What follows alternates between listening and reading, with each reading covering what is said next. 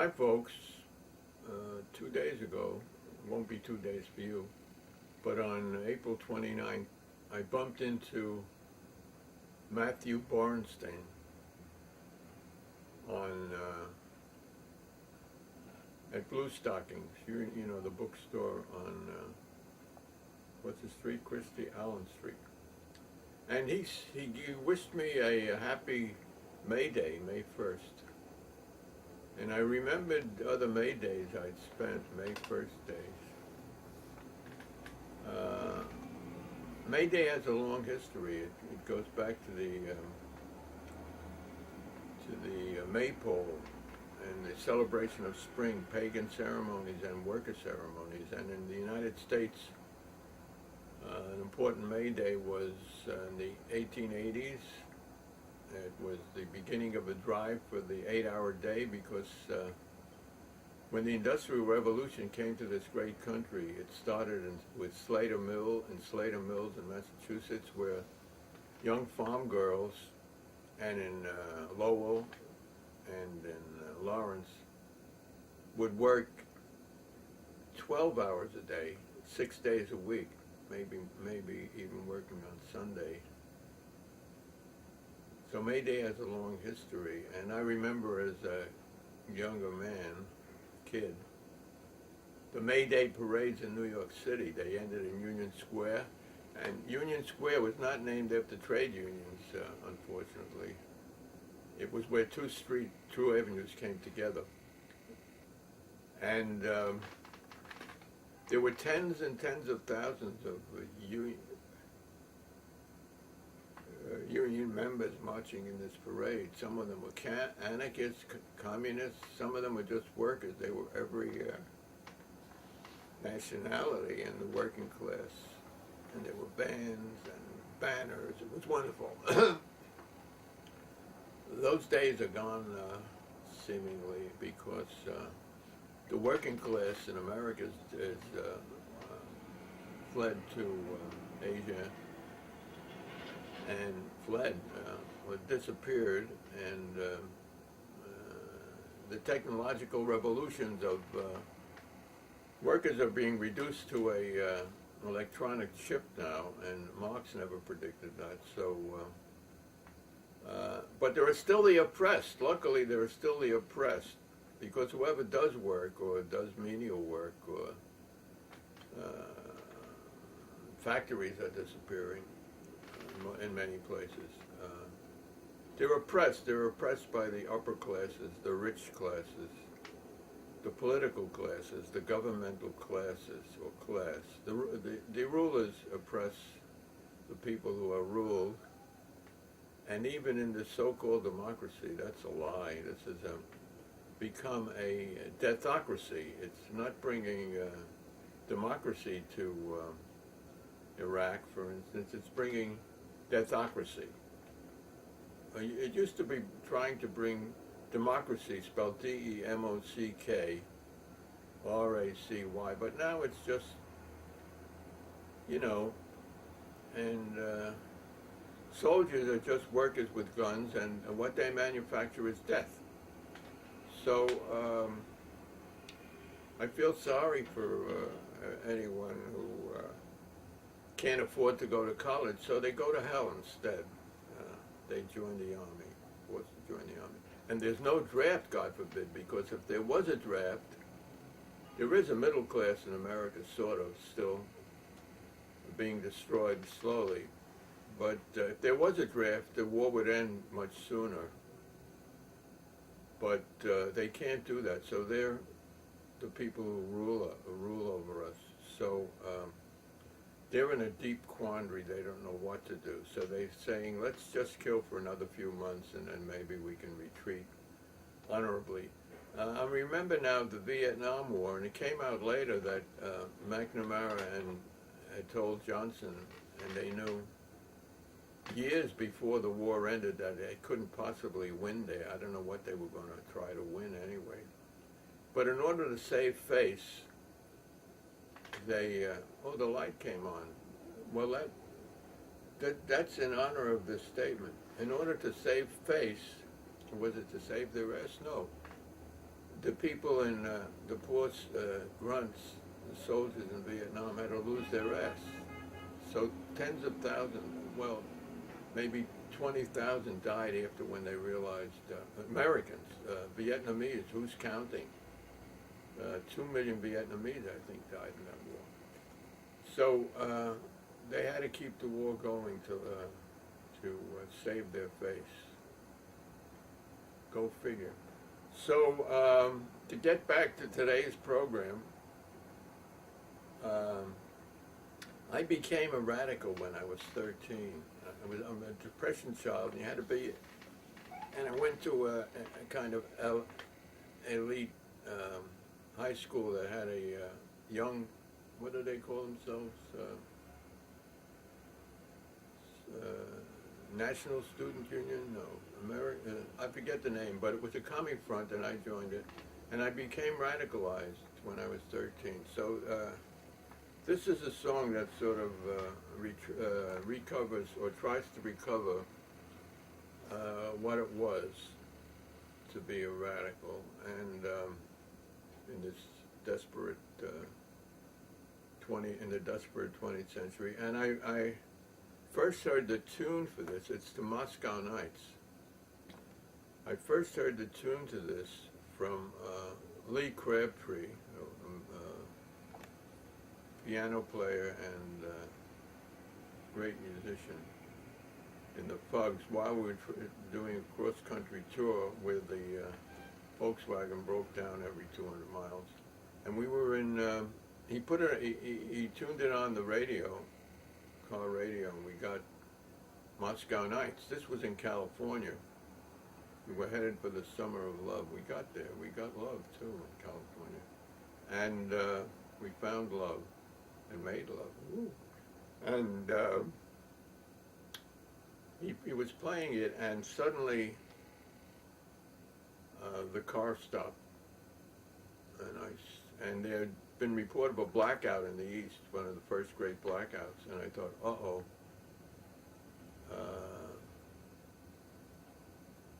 Amiri, no, what do we call him now? Leroy, uh-oh, his folks are doing it again.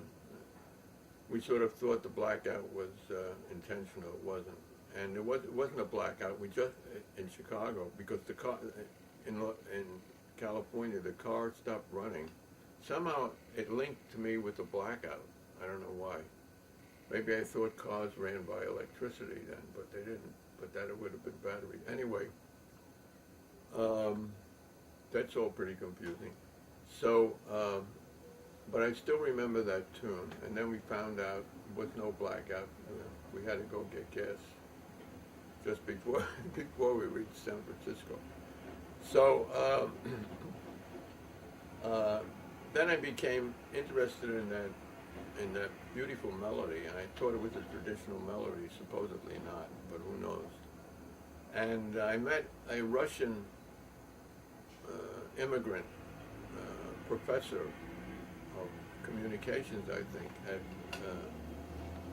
one of the California institutions. Wait a while, prison is an institution. Well, anyway, California, and he taught communication. I asked him about this song, and I said I was disappointed because I think the song was written in the late 20s or early 30s under Stalin. And I said I was disappointed when I found out. I thought the new words in English were not a translation, and that the original song must have had some deep political content. He said no, that it was a love song about unrequited love, about love gone by. And I said, oh, that's terrible. I thought it was a political song. And he said, this was at Otano Media in Brooklyn, the anarchist press. And he said to me, well, you know, under Stalin, a love song was a radical song. In other words, people's private life was just as important or more important than what the current dictator or the current or what the what is he called? The preceder? No, the decider decides, you know. So your personal life is just or more important than your so-called political life. American political life is a farce, but that's for another program. So I wrote this song, and I'm going to sing it now. Can you focus in on the words so people can also see it? Oh, focus in on the illustration.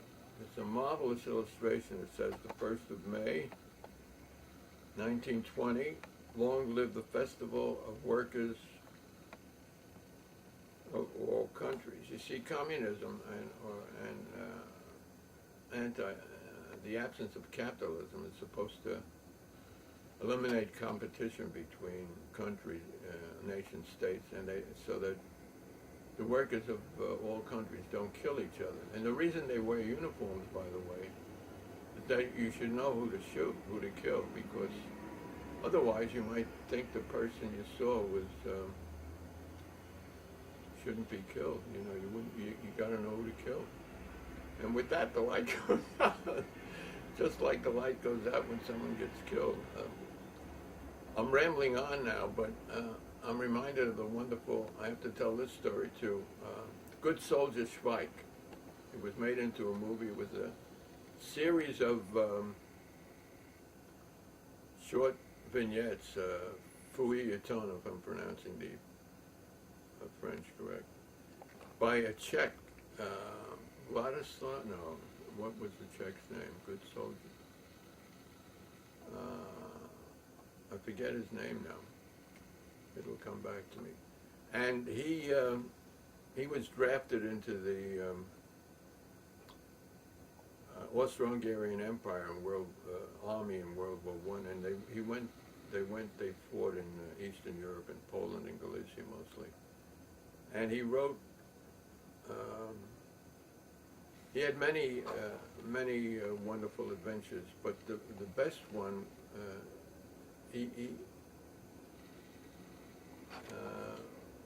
When Franz Ferdinand was shot, someone came into the shop, into a bar in the book, Good Soldier Schweik, and he said, "Have you heard Franz Ferdinand has been shot?"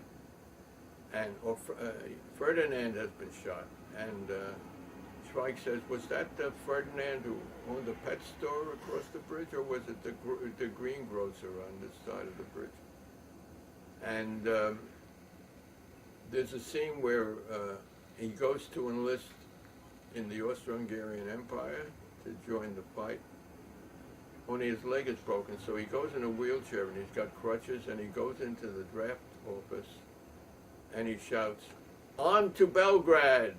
On to Belgrade!" And he gets an immediate 4F as an insane person.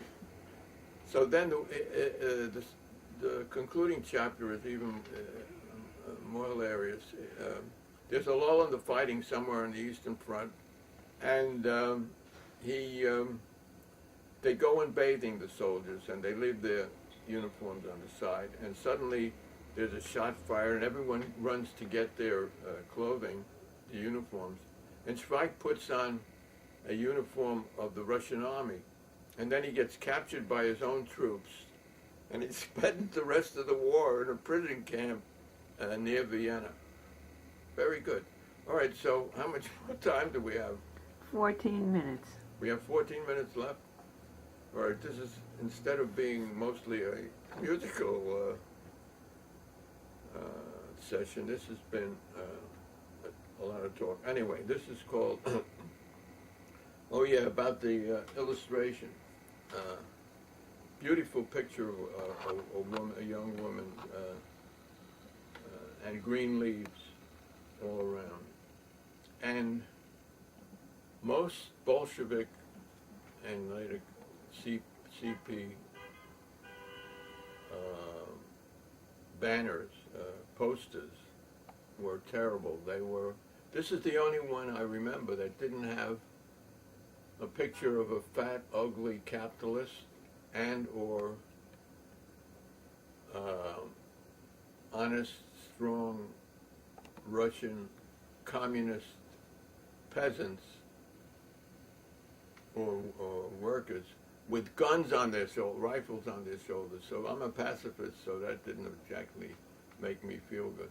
So this is the only communist poster, Soviet poster that I like. Oh, right.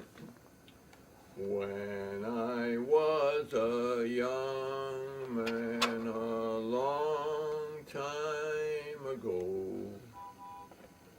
through blue Moscow nights deep in snow, we would talk and scheme, and then we'd walk and dream our utopian heart so all aglow. Youthful dreams turn nightmare, but yet, all our love of freedom's beauty we will ne'er forget. Under stars of evil and dreadful hate, our wondrous children still now defy their fate. Through the years of hope and fears we have all seen many comrades disappear, how sad we have been. Different czars shall come, but different czars will go, and darling, I still love you so. When I was a young man a long time ago, through blue Moscow nights in deep snow, we would talk and scheme, and then we'd walk and dream our utopian hearts so aglow.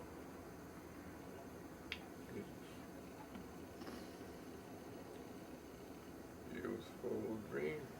Let's turn it off for a while. Okay, here we go again. Youthful dreams turn nightmares, but yet, all our love of beauty's freedom we shall ne'er forget. Neath satellites of evil and dreadful hate, our wondrous children now still defy their fate. Through the years of hope and fears we all have seen, oh, comrades disappear, how sad have we been. Different czars will come, but different czars shall go, and my darling, I still love you so.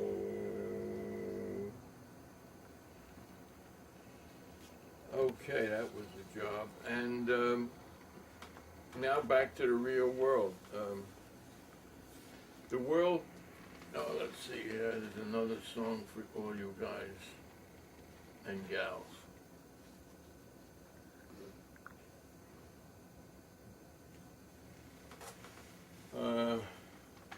The World Health Organization estimates that about 10 million people worldwide will die of tobacco-related diseases next year.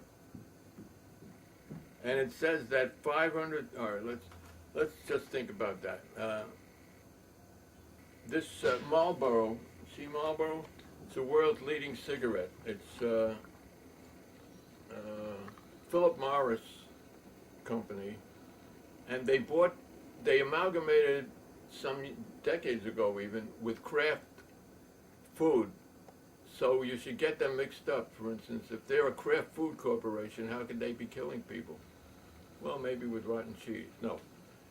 So they recently, since there's been a huge anti-smoking tobacco movement, they recently changed their name. Well, they advertise on TV. They stopped doing it for a while. They're telling you how to, these ads, I can't believe the hypocrisy of them. They're telling you how to stop your children from smoking, from beginning smoking, because you know their customers die every day. In America, one out of four deaths are tobacco related every year. You don't know that. They don't tell you that. 2 million deaths, 400,000, over 400,000 tobacco-related diseases. Can you beat it? Can you beat that? Lung cancer, emphysema, heart failure, all kinds of cancers and other organs of the body. They keep discovering it. I remember now George Gershwin. You used to see him with a cigar, and a friend of mine also. They died of brain cancer. Brain cancer, my ass, so to speak. The lung cancer went to their brain, and then they died. That's what happened to another friend of mine. He couldn't talk at the end, you know. Should his death be called brain cancer or lung cancer, or how about tobacco cancer? Some states now have make it compulsory to put down tobacco as the cause of death. So, and then some of you may remember having seen a few years ago at least half a dozen heads of tobacco companies before a congressional committee, and they were each asked, "Do you believe that tobacco causes lung cancer?" They all denied it. They didn't know. They said they didn't really know, except that through the decades in the lawsuits filed by the survivors of people killed by tobacco, in a few instances, each company gets proven. It gets proven that it gets proved that they did know. So they lied to Congress. I guess I don't believe in prisons, but that's a punishable offense, a punishable crime. No one should go to prison. It doesn't do any good.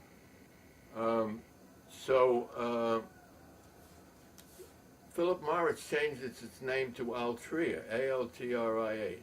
Meanwhile, when they're telling, they're teaching you in America, supposedly, how to stop your kids from starting smoking, they're doing their damn best to increase their sales all over China, the next booming market. 1 billion, what is it, 2 billion? How many people in China? Too many to count. Great market. They're trying to do this. So they changed their name to Altria, A-L-T-R-I-A, but I spell it Altria. I'll try and fool you. I'll try and fool you. Meanwhile, they donate money to the Brooklyn Academy of Music, to different art galleries that are stupid enough to take the money of these murderers. All right. So the World Health Organization, it's only 10 million a year, and it says, the World Health Organization, that 500 million people now alive, that's the correct figure, 500 million, will eventually die of that same ignored affliction, tobacco addiction. And one out of 4 deaths in tobacco in U.S. is now. Smoke on, deluded, addicted, suicidal, stupid idiots. I can say that because I used to smoke. I smoked. I was a smoker. And like Mark Twain said, it's very easy to stop smoking. I've done it a dozen times. The CEOs of tobacco companies are all mass murderers. Compared to them, Saddam, Osama, Bill Clinton, Bush, Ariel and Yasser, Putin and Zhang, they're all pitifully amateurs. So I wrote this little melody. You could sing along with me, all you smokers too. What we need to do is, instead of spending $1 trillion on munitions to kill people, we should look for better ways to end addiction. So, come on everybody. Smoke, smoke, smoke your life, smoke your life away. Wearily, drearily, drearily, wearily, 30,000 will die today. So, How much time do we have? 3 minutes, yeah. Well, when you tune in next to the next program, we're going to do a lot of music. We're going to start next week, 2 weeks from now, with Ghost Chickens in the Sky. Maybe I'll do you remember that great song, Ghost Riders in the Sky, which was to the melody of Johnny Comes Marching. It was written in 1949.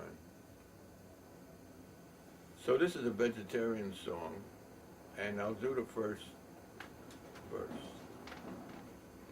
A chicken farmer went out one dark and dreary day. He rested by the coop as he went along his way, when all at once a rotten egg hit him in the eye. It was the sight he dreaded,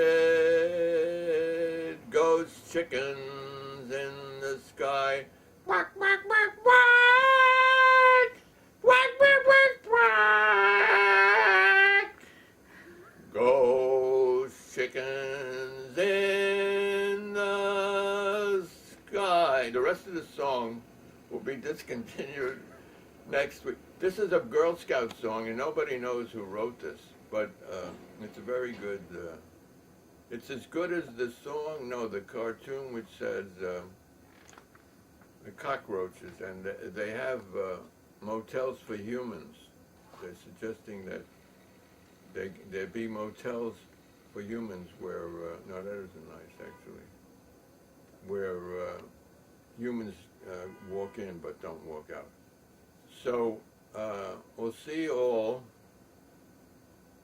or you'll hear us all. We got a bunch of songs and all these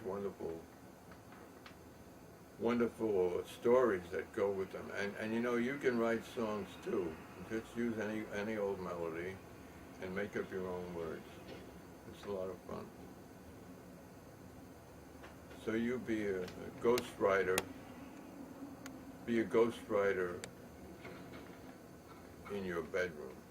No, in your living room. And then you can go on YouTube too. Okay then. Do we have any more time? Should we say we're goodbye? Just about there. Say goodbye. A couple more Goodbye. seconds. I hear you and see you around.